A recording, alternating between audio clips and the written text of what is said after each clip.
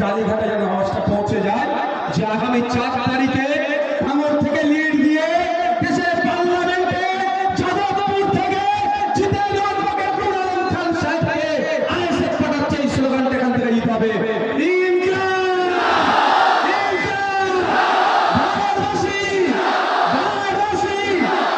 সকলে ভালো নারকীয় অত্যাচার চালাচ্ছেন আজকের পক্ষে আসতে হতে হয় এটা 100% নিশ্চিত।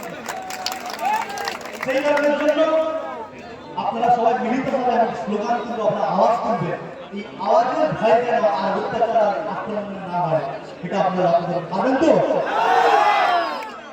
ইনকিলাব ইনকিলাব মূল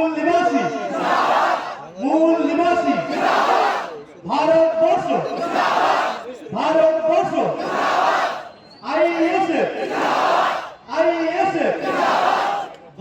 এই যে আওয়াজ আপনারা তুলেছেন এই আওয়াজের মাধ্যমে বুঝিয়ে দিয়েছেন যাদবপুর লোকসভা থেকে আইএসএফ এর প্রার্থী দিল্লি যাচ্ছে। সত্যি বলতে কি আপনারা এসেছেন না ভারতের বিভিন্ন প্রান্ত থেকে, কাউকে কিন্তু ভাড়া করে আনতে হয়নি, কাউকে গাড়ি রিজার্ভ করেও আনতে হয়নি। এই তথ্যটুকু পাওয়ার পরে তৃণমূল নেতাদের ঘুম হয়তো হারাম হয়ে যাবে।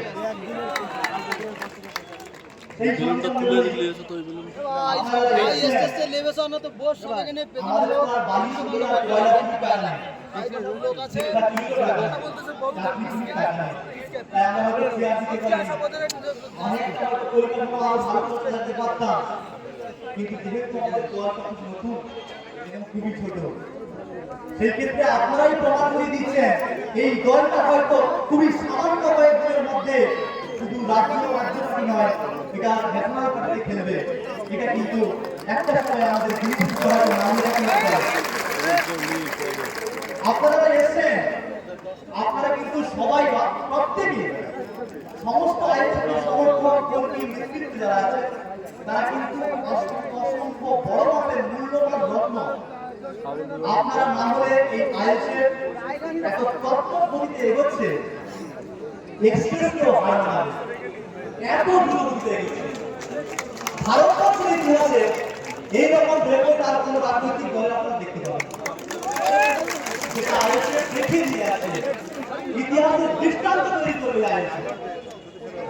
খুব কিছুদিনের মধ্যে জানতে পারবেন হয়তো গিনিস বুকে নাম লেখানোর জন্য নওশাদ সিদ্দিকী সাহেবের কাছে হয়তো আপনারা আসছেন। যাদবপুর লোকসভা কেন্দ্রে 7টি বিধানসভার মধ্যে ভাঙড় বিধানসভা একটা অন্যতম বিধানসভা, যে বিধানসভাকে ভারতবর্ষের প্রতিটি কেন্দ্র থেকে মানুষ জানতো ভাঙড় মানে সন্ত্রাস, ভাঙড় মানে বোম এবং গুলির আতুরঘর। এই জিনিসটা কিন্তু নওশাদ সিদ্দিকী সাহেব বিচ্ছেদ করে প্রমাণ করে দেখেছেন যে ভাঙড় মানে সন্ত্রাস নয়, ভাঙড় মানে বোম গুলি